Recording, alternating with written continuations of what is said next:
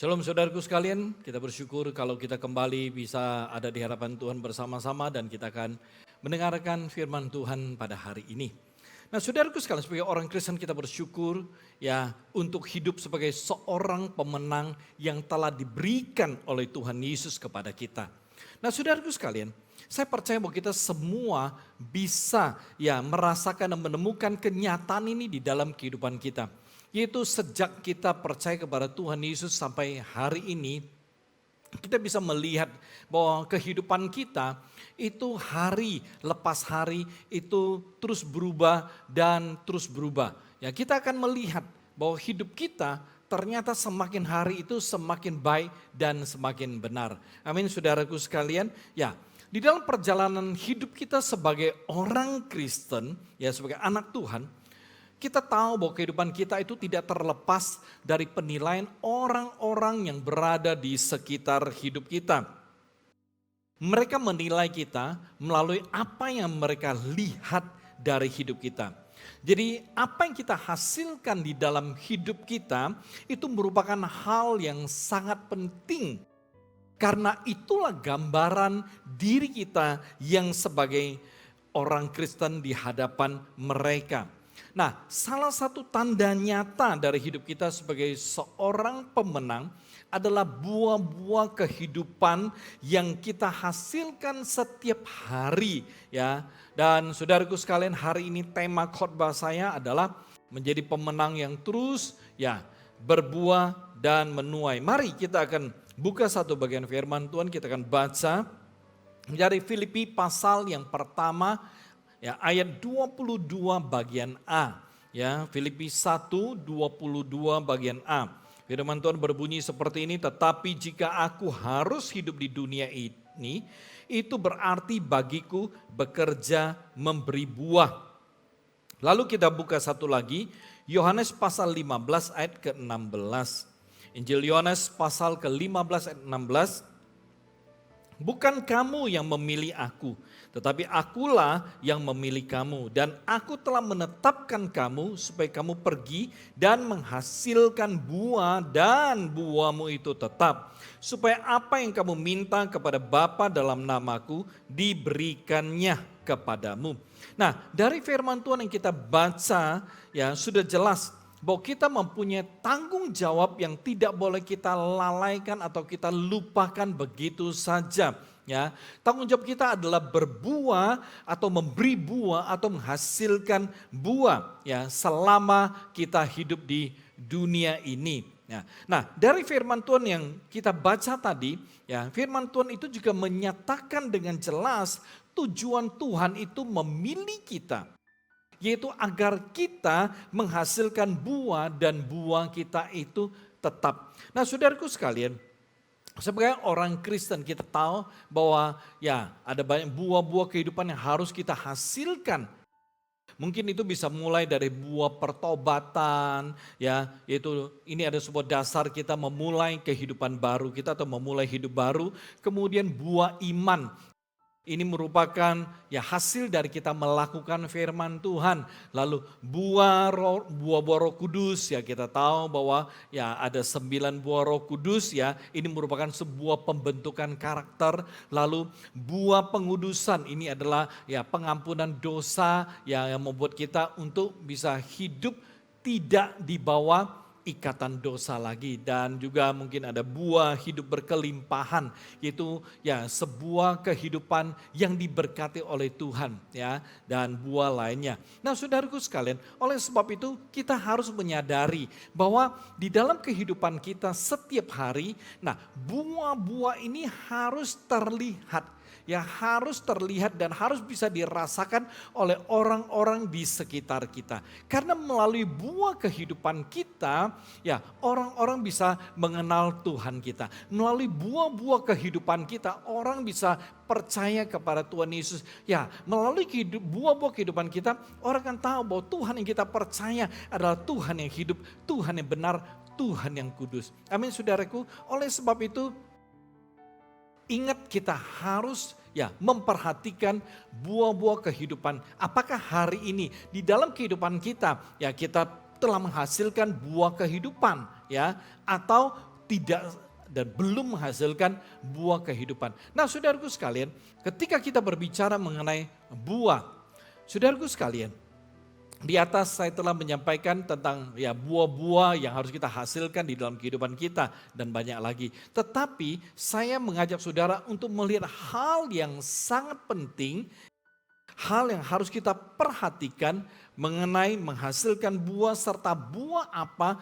yang harus kita hasilkan. Nah, ketika kita berbicara mengenai ya berbuah dan bagaimana buah itu bisa kelihatan baik, ya sehat, bisa dinikmati oleh banyak orang, maka ada hal-hal yang sangat dasar, yang penting yang harus kita mengerti.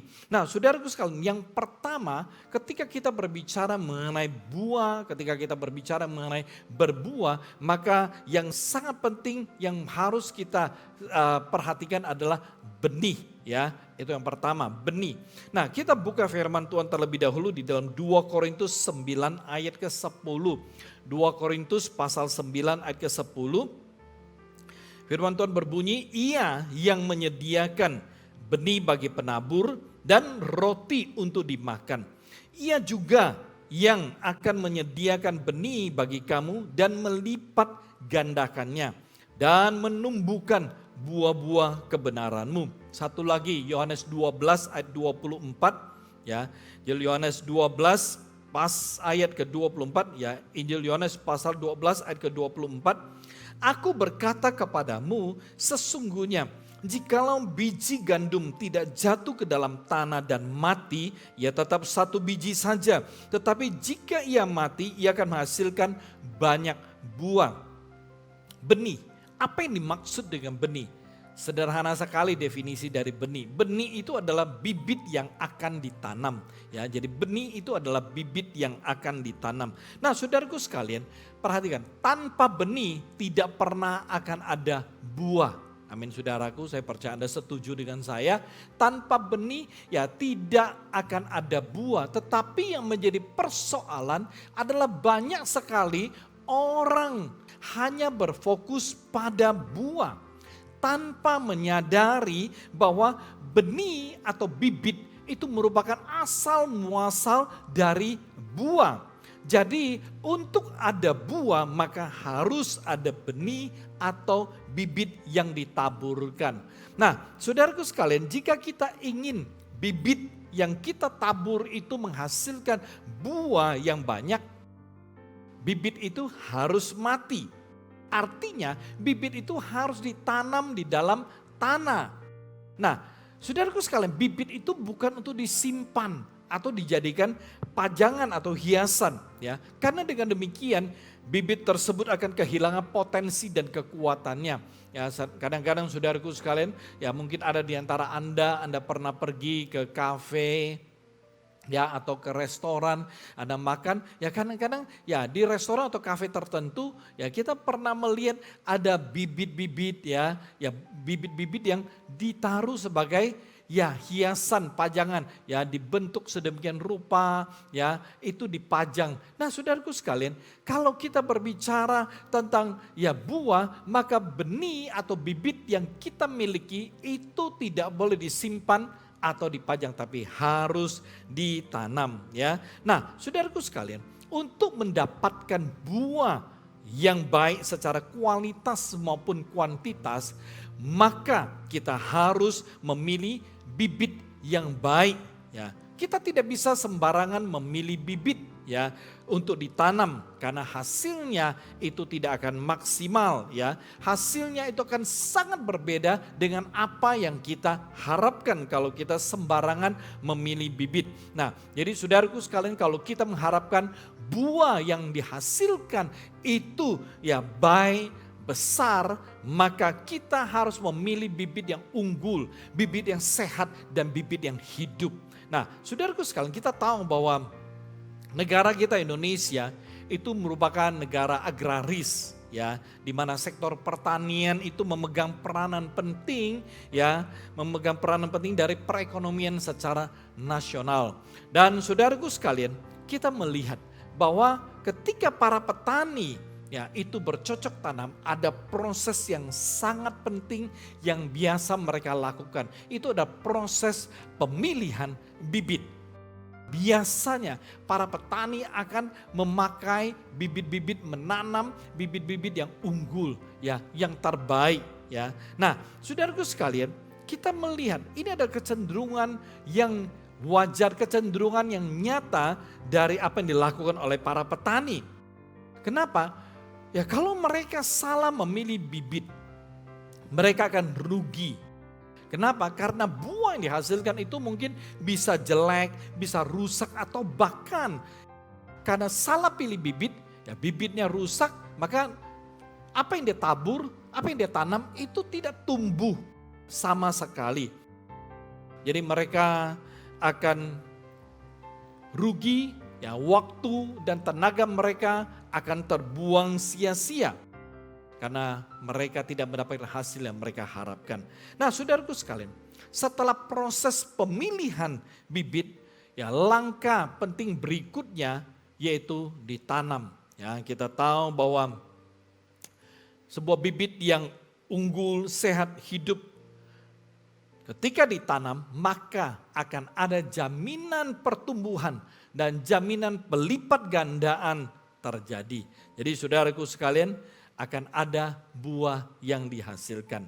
Ya, jadi ketika kita berbicara tentang benih atau bibit, ya benih atau bibit juga bisa berbicara tentang firman Tuhan, tentang ya kerajaan Allah dan tentang persembahan. Ya, ini hal yang sangat menarik. Nah, kembali hal yang kedua yang sangat penting harus kita mengerti ketika kita berbicara tentang berbuah dan kemudian menghasilkan buah yang lebat, buah yang banyak. Hal yang kedua yang harus kita mengerti adalah ya tanah. Kita harus memperhatikan hal tanah.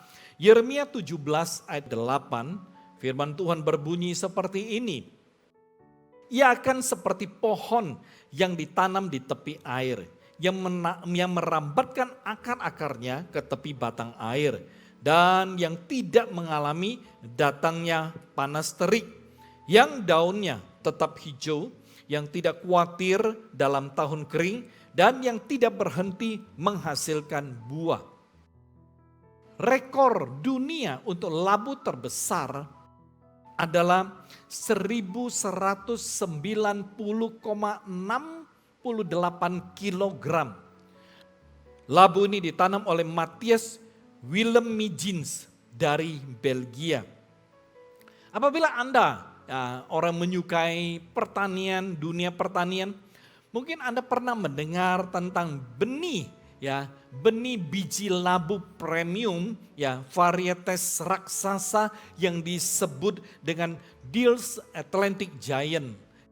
Jadi benih labu ini dikembangkan oleh ya sebuah keluarga di tengah-tengah pertanian atau perkebunan keluarga di wilayah Atlantik, ya, Kanada. Buah-buah itu tumbuh dan terus mencatatkan rekor-rekor di berbagai belahan dunia. Nah, suatu hari wartawan bertanya kepada mereka, bagaimana labu tersebut dapat tumbuh sebesar begitu? Artinya mengapa labu-labu yang mereka tanam itu bisa menghasilkan rekor dunia terus-menerus? Kemudian petani itu menjawab, ya mereka menjawab dengan sederhana sekali. Ya mereka berkata bahwa salah satu hal yang mempengaruhi, ya yang berpengaruh besar terhadap perkembangan pertumbuhan daripada labu tersebut itu adalah kualitas tanahnya, ya. Benihnya memang berasal dari ya varietas yang menghasilkan ya buah berukuran besar, tetapi tanahnya juga harus tepat, itu kata mereka. Tanahnya juga harus tepat, karena jika tidak maka labu itu tidak bisa bertumbuh dengan baik. Nah saudaraku sekalian, kita tahu bahwa tanah merupakan komponen yang sangat penting ya ketika kita menanam sesuatu. Jadi tanah itu adalah komponen yang sangat vital bagi pertumbuhan sebuah benih atau sebuah bibit yang ditanam.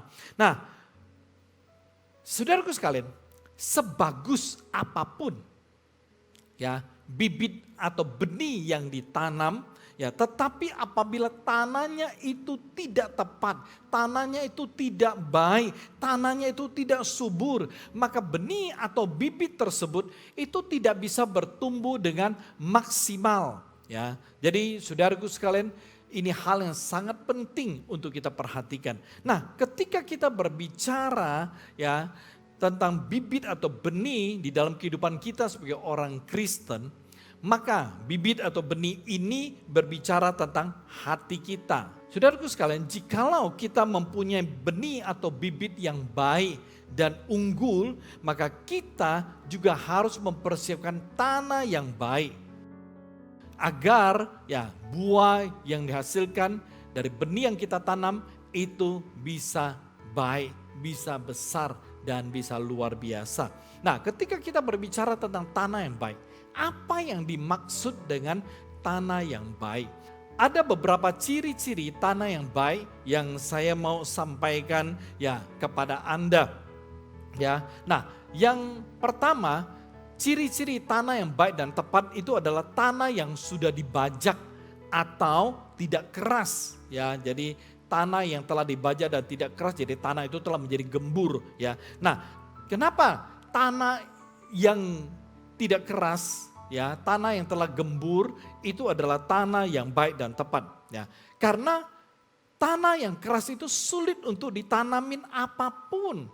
Ya, tidak bisa ditanamin oleh apapun, ya. Oleh sebab itu apabila ada tanah yang mau ditanami, maka tanah tersebut harus dibajak, ya, agar menjadi gembur, ya, sehingga benih atau bibit yang kita tanam itu bisa berhasil dengan baik dan menghasilkan buah-buah yang baik. Oleh sebab itu saudaraku sekalian, kita melihat petani, ya, sebelum mereka menanam benih padi, mereka akan membajak sawah mereka, ya. Mereka akan membajak sawah mereka dengan berbagai cara. Tujuannya satu, yaitu agar tanah itu menjadi gembur, ya. Tanah itu menjadi ya lembek, ya, mudah untuk ditanamin. Ya, karena itu adalah kunci keberhasilan sebuah benih atau bibit yang ditanam itu bisa ya hidup. Nah, saudaraku sekalian, ketika berbicara tentang tanah yang sudah dibajak, ya, ini berbicara tentang hati kita yang telah disiapkan dengan baik.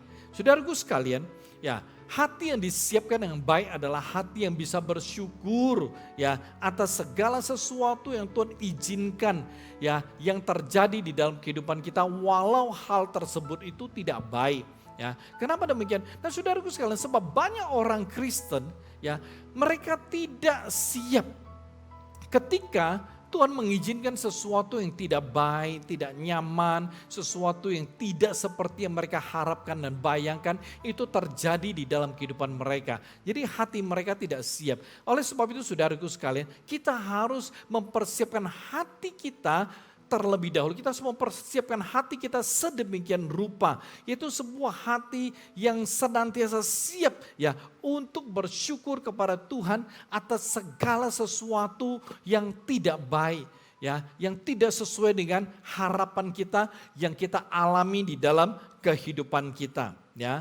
Nah, hati yang telah dibajak itu adalah sebuah hati yang selalu percaya, beriman, dan tidak bimbang ragu terhadap Tuhan. Ya, nah, kita tahu saudaraku sekalian bahwa Tuhan itu menjawab iman kita, bukan kebutuhan kita. Nah, ini menjadi hal yang harus kita mengerti dengan baik. Nah, tanah, ya, ciri-ciri tanah yang kedua, ya, yang disebut dengan tanah yang baik dan tepat adalah tidak berbatu-batu. Ya, nah, tanah ini juga merupakan, kalau kita melihat ada tanah yang berbatu, kita tahu bahwa ya tanah ini adalah tanah yang sulit untuk ditanami juga. Ya, kenapa? Karena tanah yang berbatu itu tanahnya itu dangkal sekali, ya, sedikit sekali. Sehingga ketika kita menaburkan benih di atas tanah yang berbatu-batu, jadi tanahnya di atas, batunya bawah semua. Jadi hanya tanahnya itu dangkal sekali. Ya, ketika kita taburkan benih, ya, itu benih ada yang sama sekali tidak bisa bertumbuh, ya. Ada benih yang bisa bertumbuh tetapi tidak bisa bertahan hidup karena tanahnya dangkal. Nah, tanah yang berbatu-batu, saudaraku sekalian, itu berbicara ya Mungkin hati kita percaya ya, dan kita menerima firman Tuhan di dalam kehidupan kita pada awalnya. Tetapi ketika datang kesulitan, ketika datang tantangan, ketika datang pergumulan hidup, bahkan ketika datang penindasan, maka hati ini akan berubah. Ya, hati mereka ya yang berbatu-batu itu, hati mereka itu akan berubah. Ya, berubah menjadi tidak percaya kepada Tuhan lagi ya, dan kemudian mereka meninggalkan Tuhan. Ya, jadi saudaraku sekalian, ya kita tahu bahwa ini adalah hal yang harus kita perhatikan ya. Kita harus mengerti, menyadari ini. Lalu ciri-ciri tanah yang baik dan tepat yang ketiga adalah ya di tanah tersebut itu tidak boleh ada tanaman liar ya. Jadi tidak boleh ada tanaman liar, artinya bukan di semak belukar.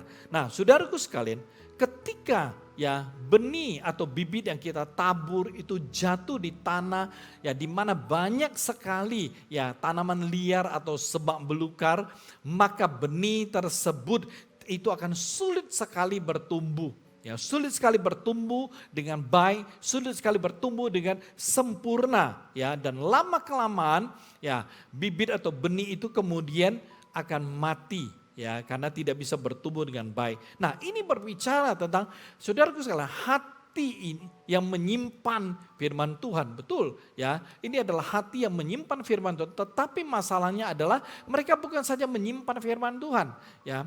Orang Kristen yang hatinya ya seperti semak belukar ya, ketika firman Tuhan datang di dalam hidup mereka ya itu firman Tuhan tersimpan. Mereka simpan firman Tuhan di dalam hati mereka. Tetapi mereka bukan hanya menyimpan firman Tuhan, tapi mereka juga menyimpan hal-hal yang lain.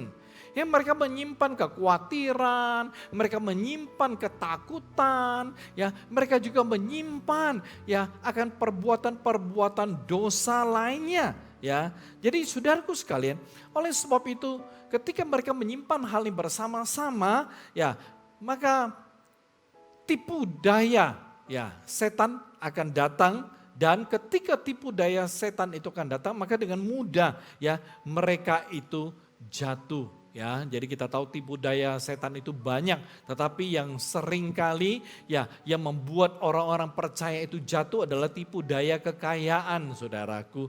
Ya, jadi semua orang Kristen ya mereka berlomba ya untuk ya cepat kaya. Ini ya, kekayaan itu tidak salah, tetapi saudaraku sekalian seringkali karena tidak waspada, tidak hati-hati, ya maka akhirnya mereka jatuh hanya karena mengejar kekayaan, ya tertipu oleh setan. Jadi saudaraku sekalian, ya perhatikan, ya yang Tuhan inginkan dari kita adalah hati yang menjadi tanah yang baik. Ya, yaitu hati yang senantiasa terbuka untuk Tuhan, hati yang bisa berserah, hati yang percaya penuh ya kepada kuasa Tuhan, rancangan Tuhan yang luar biasa bagi mereka. Nah, saudaraku sekalian, selain ya tanah yang baik dan tepat itu berbicara ya tentang hati. Nah, itu juga berbicara tentang gereja atau pelayanan yang benar dan berdampak. Ya, oleh sebab itu saudaraku sekalian, hari ini sebagai orang Kristen, ya perhatikan Anda perlu menemukan tanah yang baik, ya tepat dan subur, ya yaitu ya gereja dan pelayanan yang benar dan berdampak. Ya, tanamkan benih dan bibit Anda di tanah tersebut, ya maka Anda akan melihat buah-buah yang baik, buah-buah yang besar, buah-buah yang maksimal itu akan muncul.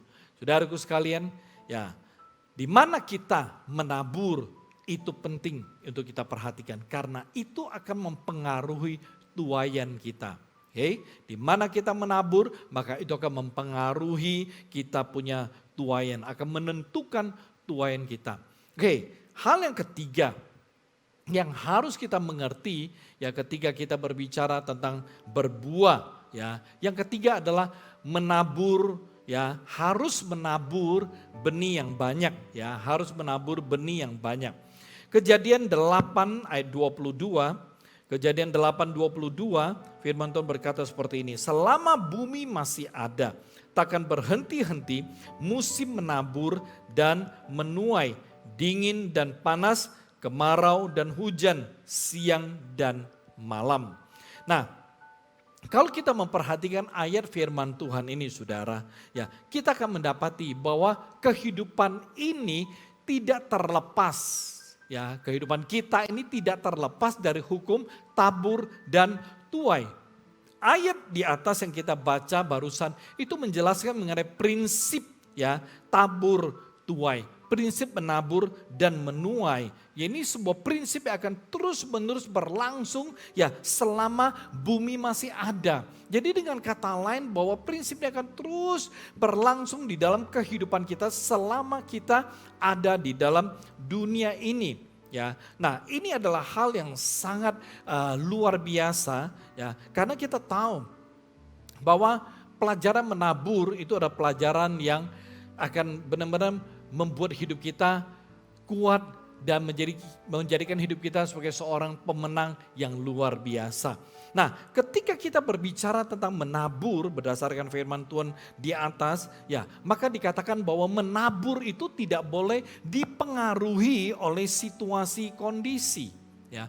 Karena seringkali ini menjadi masalah bagi banyak orang Kristen, ya. Ini menjadi sebuah persoalan dalam hidup banyak orang Kristen, ya. Kadang-kadang karena situasi kondisi membuat mereka tidak menabur. Sedangkan firman Tuhan memberitahukan kepada kita prinsip yang jelas bahwa menabur tidak boleh dipengaruhi oleh situasi dan kondisi. Artinya apa? Artinya contohnya situasi kita kurang baik. Mungkin usaha kita kurang bagus. Maka kita berkata, aduh karena usaha saya tidak berjalan dengan baik. Aduh saya tidak bisa menabur kali ini. Atau ya mungkin kita berkata, aduh kebutuhan saya banyak, maka saya tidak bisa menabur ya. Atau mungkin kita berkata, ya sekarang cicilan saya terus bertambah ya, saya tidak bisa menabur ya, dan lain sebagainya. Nah saudaraku sekalian, ketika kita ya hidup dengan sikap seperti ini, maka kita tidak pernah akan menuai. Kenapa? Karena tanpa menabur kita tidak mungkin menuai. Ya, ini yang harus kita mengerti.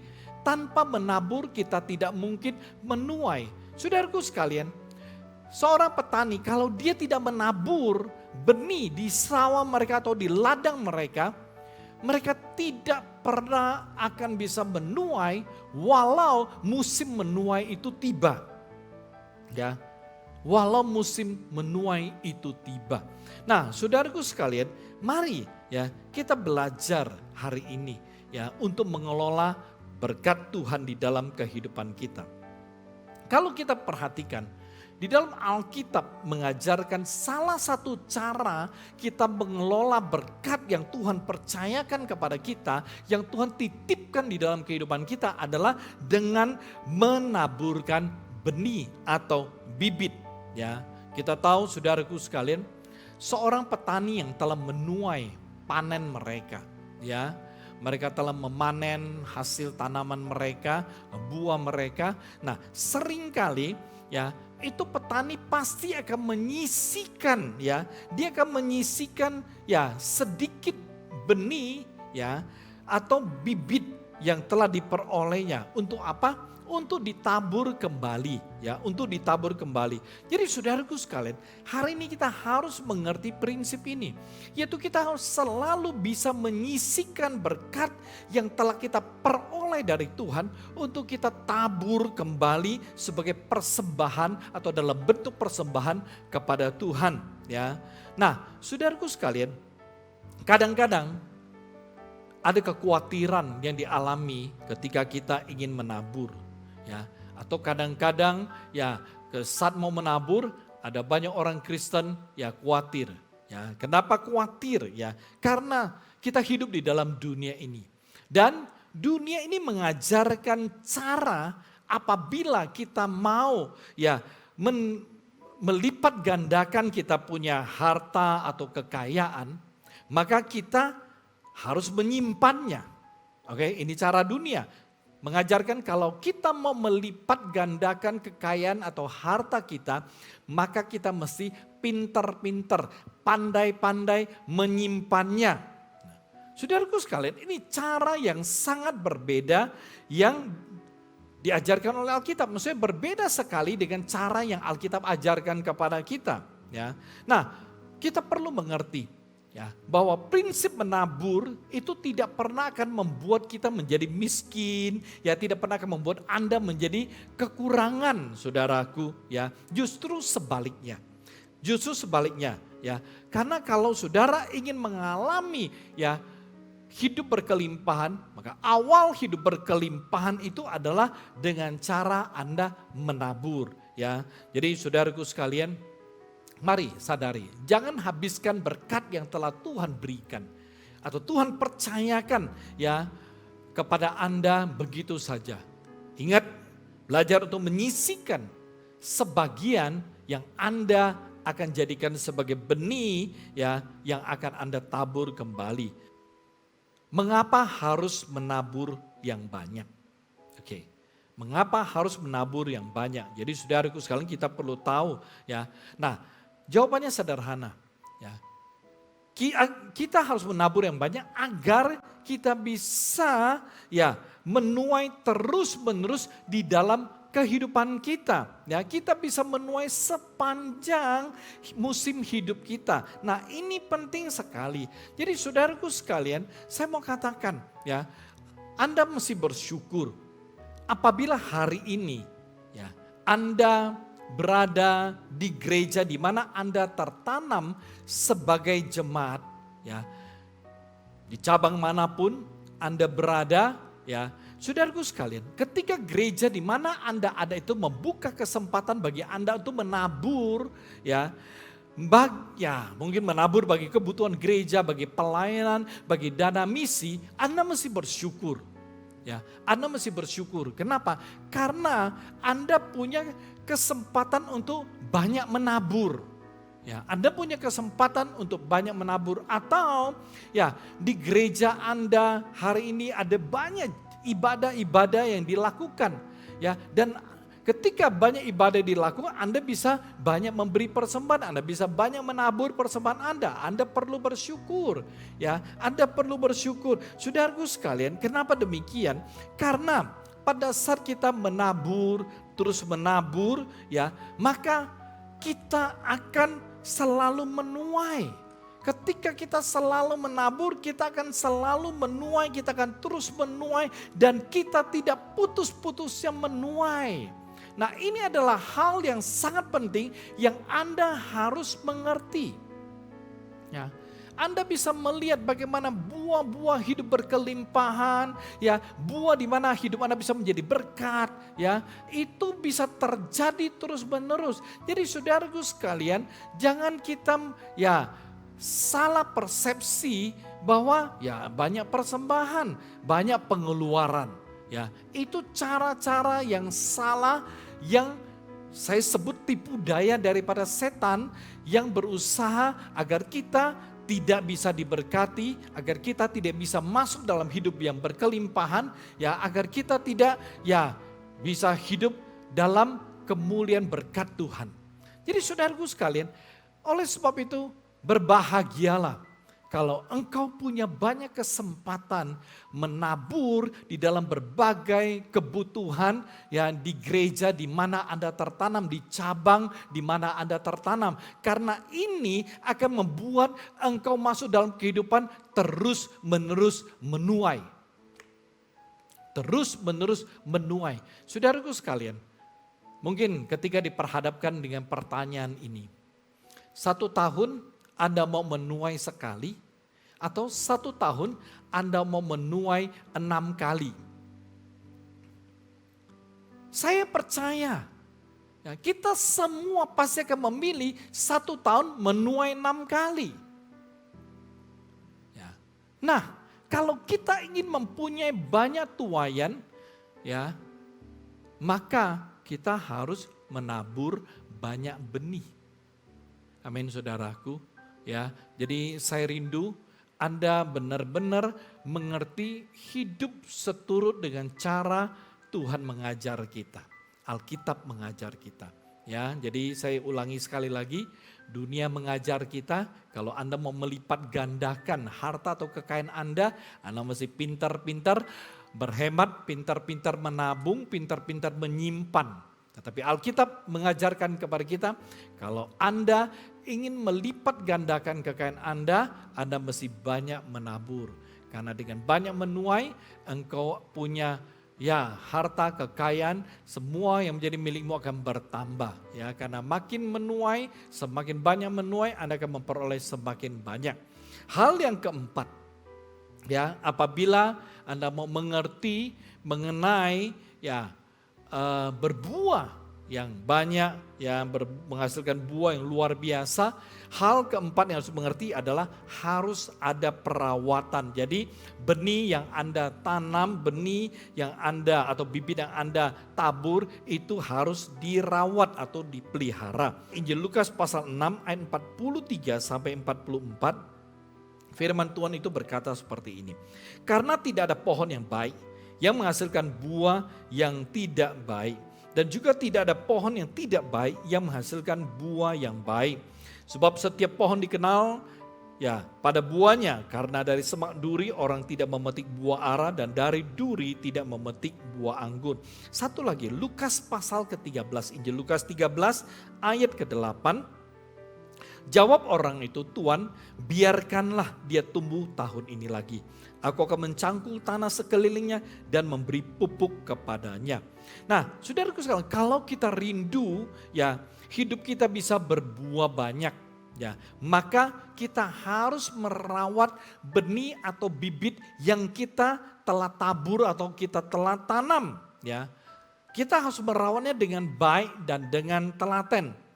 Nah, saudaraku sekalian, perhatikan, setelah benih atau bibit yang kita tanam, yang harus kita lakukan untuk merawatnya, memeliharanya adalah kita harus menyiram air.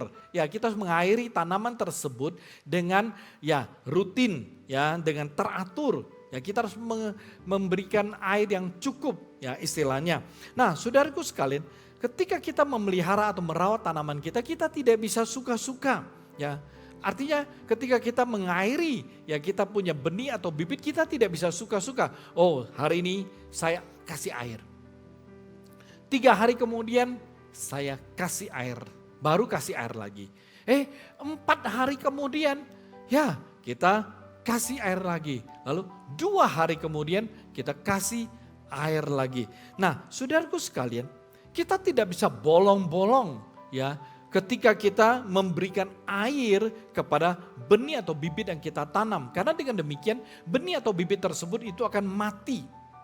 Itu akan mati. Nah, selain kita memberi air, kita perlu memberi pupuk kepada tanaman, kepada tanah di mana bibit dan benih itu kita tanam. Nah, saudaraku sekalian, kenapa kita harus kasih pupuk? Tujuannya agar benih dan bibit kita itu bisa bertumbuh dengan baik dan menghasilkan buah yang banyak atau buah yang lebat.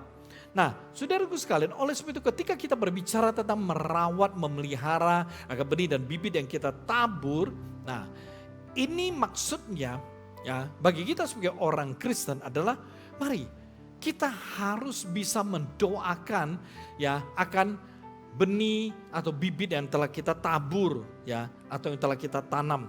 Jadi artinya persembahan-persembahan telah kita berikan, kita mesti doakan, bukan kita kutuki, benih atau bibit yang kita tanam. Saudaraku sekalian, mungkin Anda bertanya, gimana caranya saya mengutuki? Saya kan beri persembahan. Gimana cara? Saya nggak pernah mengutuki, saya punya benih atau saya tidak pernah mengutuki persembahan yang saya berikan. Saudaraku sekalian, banyak orang tidak menyadari. Saya berikan contoh. Cara kita mengutuki seringkali itu terjadi melalui sungut-sungutan kita. Melalui sungut-sungut. Kita merasa, Saya tidak mengutuki, tapi Anda bersungut. Nah, ketika Anda bersungut-sungut, itu sama juga Anda mengutuki akan benih atau bibit yang telah Anda tabur. Ya, Anda mengutuki ya persembahan telah Anda berikan. Saya kasih contoh. Ya, contohnya nih, ketika kita telah memberi, ada satu orang berkata nih, contoh orang Kristen, lihat ya, mana buktinya? Saya kan sudah memberi, ya, saya sudah menabur untuk kebutuhan A, untuk kebutuhan B, untuk kebutuhan C. Tapi mana berkat Tuhan? Ya, itu sama sekali belum terlihat. Katanya Tuhan akan balas memberkati, tapi kenyataannya saya menyesal, saya memberikan persembahan. Oke, ini contoh pertama. Oke. Nah, Anda bersungut-sungut. Contoh yang lain. Contoh yang lain. Saya sudah memberikan ya beberapa persembahan dana misi. Saya selalu mendukung ya dan banyak dana misi yang telah saya ikuti. Tetapi kenyataannya keuangan saya itu belum ada perubahan, keuangan saya itu belum ada perbaikan. Dan lain kali saya tidak pernah mau ikut lagi memberi ya bagi dana misi. Ya karena saya tidak melihat hasilnya. Atau contoh yang lain, saudaraku sekalian. Mungkin kita berkata, aduh, banyak sekali ya pengumuman persembahan ya. Dikit-dikit persembahan, ada aja ya persembahan-persembahan yang terus disampaikan. Bulan lalu saya sudah kasih persembahan untuk perlengkapan ibadah. Sekarang ada lagi persembahan ya bulan berikutnya. Stres deh gue dengarnya. Saudaraku sekalian perhatikan.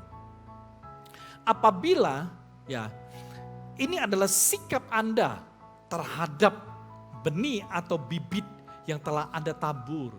Apabila ini adalah sikap ya Anda terhadap persembahan yang telah Anda berikan, maka saya mau katakan ya benih atau bibit ini tidak akan bertumbuh ya dan sebaliknya malah bibit ini akan mati. Jadi saudaraku sekalian, kita harus merawat, kita harus bisa memelihara.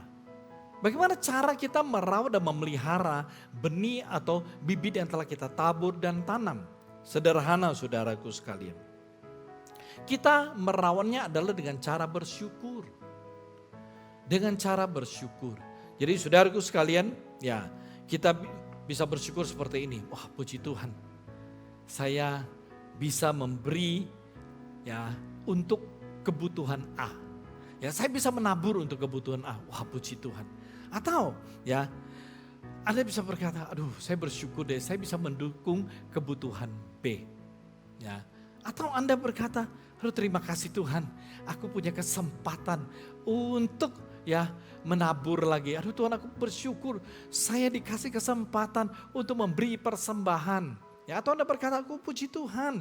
Aduh, menabur, masa menabur, ya kesempatan menabur. Itu saat menabur benih itu datang lagi. Dan saudaraku sekalian, ketika Anda bereaksi dengan sikap hati seperti ini atas benih dan bibit yang telah Anda tabur dan tanam, saya katakan ini adalah cara yang terbaik Anda merawat benih dan bibit yang telah Anda tanam. Itu bibit dan benih akan bertumbuh dengan baik, bertumbuh dengan sehat, bertumbuh dengan maksimal. Jadi saudaraku sekalian, ini hal yang sangat luar biasa. Oleh sebab itu ini adalah 4 hal yang saya rindu Anda perhatikan. Ya, Anda perhatikan. Kalau Anda mengerti, memperhatikan 4 hal ini, maka ya buah dalam kehidupan Anda itu benar-benar akan tumbuh dengan maksimal. Buah-buah pertobatan Anda, buah-buah ya kehidupan yang diberkati, ya buah-buah keselamatan akan terus terjadi di dalam kehidupan Anda. Anda akan melihat buah tersebut. Bukan saja Anda melihat, tapi Anda bisa menikmati, merasakan buah-buah yang dihasilkan di dalam kehidupanmu. Dan bukan saja Anda sendiri yang merasakan menikmati, tapi orang-orang banyak juga bisa menikmati, bisa merasakan akan buah-buah yang dihasilkan di dalam kehidupanmu. Saudaraku sekalian, sebagai seorang pemenang, ya kita harus berbuah lebat. Ya, kita sebagai seorang pemenang, ya kita akan menuai terus. Kita perlu belajar mengerti ya bahwa sebagai seorang pemenang kita pasti bisa terus menerus menuai di dalam kehidupan kita. Ya, kita menuai ya berkat Tuhan, kita menuai kemenangan-kemenangan, kita menuai kekuatan, kita menuai keselamatan ya yang ada dalam keluarga kita, orang-orang kita kenal dan lain sebagainya. Oleh sebab itu saudaraku sekalian, ya kalau Anda rindu untuk terus berbuah dan menghasilkan buah-buah yang banyak, buah-buah yang lebat, buah-buah yang baik, perhatikan 4 hal ini. Mengerti 4 hal ini. Amin.